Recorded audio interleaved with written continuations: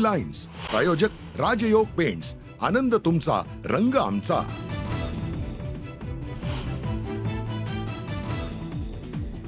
मुंबईत अमित शहांच्या हस्ते भाजपच्या जाहीरनाम्याचं प्रकाशन. तर हा विकसित भारताचा रोडमॅप असल्याचं फडणवीसांचं वक्तव्य. महाविकास आघाडीच्या योजना लालसेपोटी. अमित शहांची महाविकास आघाडीवर टीका. तर ठाकरे राहुल गांधींना सावरकरांबद्दल बोलण्यासाठी विनंती करणार का? अमित शहांचा उद्धव ठाकरेंना सवाल. शिंदे सत्तेत येणार नाहीत याची आम्हाला खात्री. 1500 रुपयात मतं विकत घेण्याचा प्रकार सुरू. संजय राऊतांची सरकारवर पुन्हा टीका. महिलांबाबतच्या वक्तव्यानंतर धनंजय महाडिकांचा माफीनामा. विरोधकांनी वक्तव्याचा विपर्यास केल्याचं मत. लेकासाठी वडील मैदानात. अमित ठाकरेंसाठी राज ठाकरेंची प्रभादेवीत जाहीर सभा.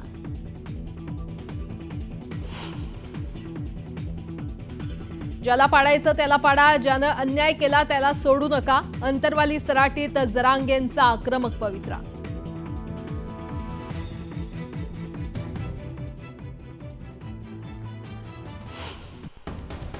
एक मोठी बातमी. महाविकास आघाडीचा जाहीरनामा आज जाहीर होणार आहे. महाविकास आघाडीचा जाहीरनामा न्यूज 18 लोकमतकडे आलेला आहे. जाहीरनाम्यामध्ये विविध आश्वासनं देण्यात येणार असल्याचं कळतंय. या क्षणाची अतिशय मोठी बातमी आपण पाहतोय. आज महाविकास आघाडीचा जाहीरनामा प्रसिद्ध करण्यात येणार आहे आणि आज जाहीर होणार. खरं तर हा जाहीरनामा जाहीर होणार आहे आणि महाविकास आघाडीचा हा जाहीरनामा न्यूज 18 लोकमतकडे आलाय. या जाहीरनाम्यात विविध आश्वासनं असल्याचं कळतंय. तर महाविकास आघाडीच्या जाहीरनाम्याची प्रत किंवा हा जाहीरनामा न्यूज 18 लोकमतच्या हाती लागलेला आहे. त्यामध्ये महालक्ष्मी योजनेअंतर्गत महिलांना 3000 दरमहा म्हणजे दर महिन्याला देण्यात येणार. महिलांना बस प्रवास मोफत करण्यात येणार. 6 सिलेंडर फक्त 500 रुपयात देण्यात येणार. महिला आणि मुलींसाठी निर्भय महाराष्ट्र धोरण देखील आखण्यात येणार. आणि याच संदर्भात अधिक माहिती देत आहेत आमच्या प्रतिनिधी प्रणाली कापसे आपल्यासोबत जोडल्या गेलेल्या आहेत. प्रणाली, महाविकास आघाडीचा हा जाहीरनामा आणि त्यामध्ये विविध आश्वासनं देण्यात येत आहेत. न्यूज 18 लोकमतकडे हा जाहीरनामा न्यूज 18 लोकमतच्या हाती लागलाय. काय अपडेट? आपण जर बघितलं तर या जो जाहीरनामा आहे, ज्याला महाराष्ट्र नामा असं नाव देण्यात आलेलं आहे, या जाहीरनाम्यामधली सगळ्यात महत्वाची बाब जी आहे, या जाहीरनाम्याच्या सुरुवातीला पहिलं वाक्य जे आहे तर पहिल्या 100 दिवसात म्हणजे सरकार स्थापन झाल्यापासून पहिल्या 100 दिवसामध्ये आम्ही काय काय करणार आहोत हे सांगण्याचा प्रयत्न इथे करण्यात आलेला आहे. त्याचबरोबर पवार, गांधी आणि ठाकरेंचा शब्द अशी सुद्धा एक ओळ त्याच्यामध्ये नमूद करण्यात आली आणि त्यानंतर हा जाहीरनामा खाली प्रसिद्ध करण्यात आलेला आहे, ज्याच्यामध्ये ज्या 5 गॅरंटी या 2-3 दिवसांपूर्वी राहुल गांधी हे जेव्हा मुंबईत आले होते त्यावेळेला त्यांची जी सभा झाली होती त्या सभेच्या दरम्यान महाविकास आघाडीच्या वतीने जाहीर करण्यात आलेला होता. त्या तर अंतर्भूत आहेतच, परंतु त्या व्यतिरिक्त आणखी प्रदीर्घ असा हा जाहीरनामा आपल्याला बघायला मिळतो, ज्याच्यामध्ये काही आणखी महत्त्वाच्या गोष्टी आहे. उदाहरणार्थ 5 सिलेंडर जे आहे ते 500 रुपयापर्यंत देणं असो किंवा त्याचबरोबर महिलांना सर्वायकल कॅन्सर जो आहे तो होऊ नये यासाठी म्हणून जी प्रतिबंधकात्मक लस आहे ती सगळ्या मुलींना आणि महिलांना मोफत देण्याचं त्यांनी याच्यामध्ये म्हटलेलं आहे. इतकंच नाही तर शेतकऱ्यांसाठीच्या काही योजना आहेत, तरुणांसाठीच्या काही योजना आहेत, अशा भरमसाठ योजना ज्या आहेत त्या या ठिकाणी सांगण्यात आलेल्या आणि सगळ्यात महत्त्वाचं त्या 100 दिवसात आम्ही देऊ असा शब्द या जाहीरनाम्याच्या निमित्तानं देण्यात आलेला आहे आणि हा ठाकरे, पवार आणि गांधी यांचा शब्द आहे असं सुद्धा त्यामध्ये म्हणण्यात आलेलं आहे. आणि आपण जर बघितलं तर महालक्ष्मी योजना जी त्या दिवशी जाहीर करण्यात आलेलीच होती, परंतु 3000 रुपये आपण त्यामधून महिलांना देणार आहोत असं या ठिकाणी म्हटल्याचं आपल्याला बघायला मिळतं. एकूण आज हा प्रदीर्घ असा जाहीरनामा महाविकास आघाडीच्या वतीनं जाहीर करण्यात येतो, ज्याच्यासाठी सुप्रिया सुळे या ठिकाणी दाखल झालेल्या आहे. काँग्रेसचे वरिष्ठ नेते थोड्या वेळातच दाखल होतील या ठिकाणी आणि थोड्या वेळातच हा जाहीरनामा प्रसिद्ध करण्यात येणार आहे. त्यापूर्वी न्यूज 18 लोकमतच्या हाती हा जाहीरनामा लागलेला आहे आणि त्याच्यातल्या काही महत्त्वपूर्ण गोष्टी ज्या आहेत त्या आपण आता प्रेक्षकांना सांगितल्या. धन्यवाद या सविस्तर माहितीसाठी. एक मोठी बातमी, काँग्रेसने जाहीरपणे बाळासाहेब ठाकरेंचे कौतुक करून दाखवावं असं खुलं आव्हान पंतप्रधान नरेंद्र मोदी यांनी दिलंय. बाळासाहेब ठाकरे आणि त्यांच्या योगदानाचं जाहीरपणे कौतुक करण्याची हिंमत राहुल गांधींमध्ये आहे का असं आव्हान देखील त्यांनी दिलं. बाळासाहेबांच्या कार्याची प्रशंसा करताना राहुल गांधी आणि काँग्रेस नेते एक शब्दही उच्चारत नाहीत. ही किती शोकांतिका आहे अशी टीका त्यांनी केली. महाविकास आघाडी ही केवळ सत्तेसाठी केलेला संधीसाधू प्रयोग आहे अशी टीकाही त्यांनी केली आहे. जनतेनं बाळासाहेबांच्या विचारसरणीला पाठिंबा देताना अशा बनावट आघाड्यांपासून अंतर राखण्याची वेळ आहे असं आवाहन देखील त्यांनी जाहीर सभेतून केलं. बाला साहब ठाकरे का योगदान अतुलनीय है, लेकिन कांग्रेस के नेताओं के मुंह से बाला साहब की प्रशंसा भी उसके लिए एक शब्द नहीं निकलता है. मैं आघाड़ी में कांग्रेस के दोस्तों को ये भी चुनौती देता हूं, वो कांग्रेस के नेताओं से, युवराज के मुंह से बाला साहब ठाकरे की, उनकी विचारधारा की सार्वजनिक रूप से प्रशंसा करके दिखाएं.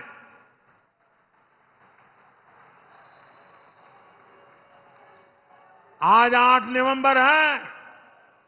मैं दिन गिनूंगा और महाआघाड़ी वालों से जवाब का इंतजार करूंगा कि वो सावरकर जी की प्रशंसा करते हैं कि नहीं करते हैं, बाला साहब की ठाकरे के तब की प्रशंसा करते हैं कि नहीं करते.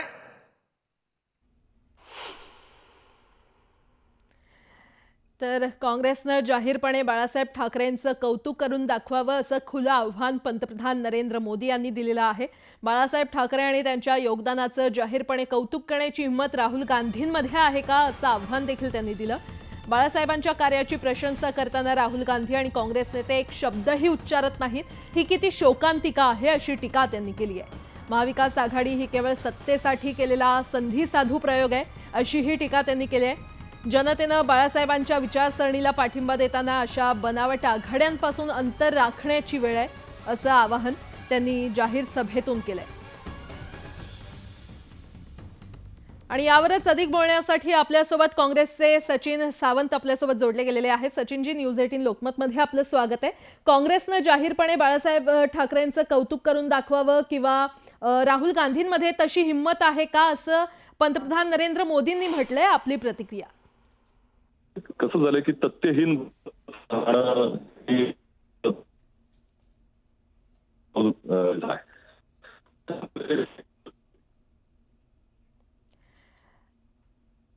सचिनजी, तुमचा आवाज आमच्यापर्यंत पोहोचत नाहीये. बहुधा काही तांत्रिक अडचणी असाव्यात.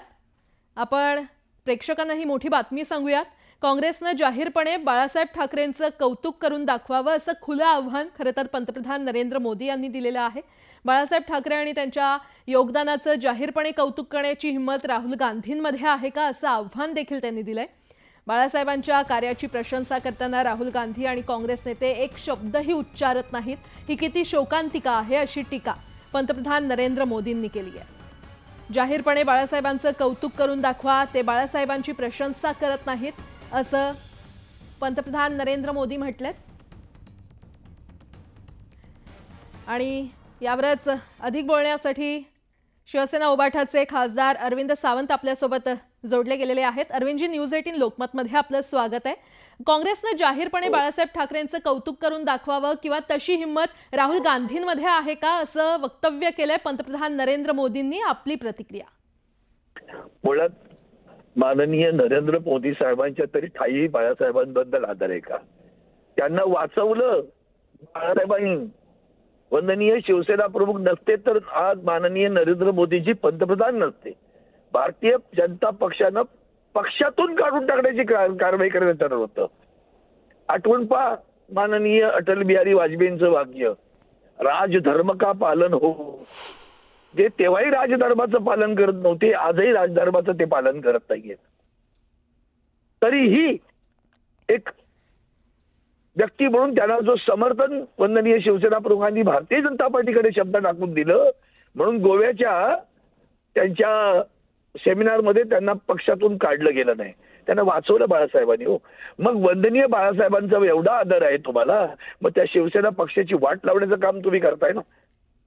कुणाच्या आशीर्वादानं चीफ जस्टिस चंद्रचूड न्याय देऊ शकले नाहीत, कुणाच्या धमकीनं किंवा दबावानं चंद्रचूडांना न्याय नाही देता आला.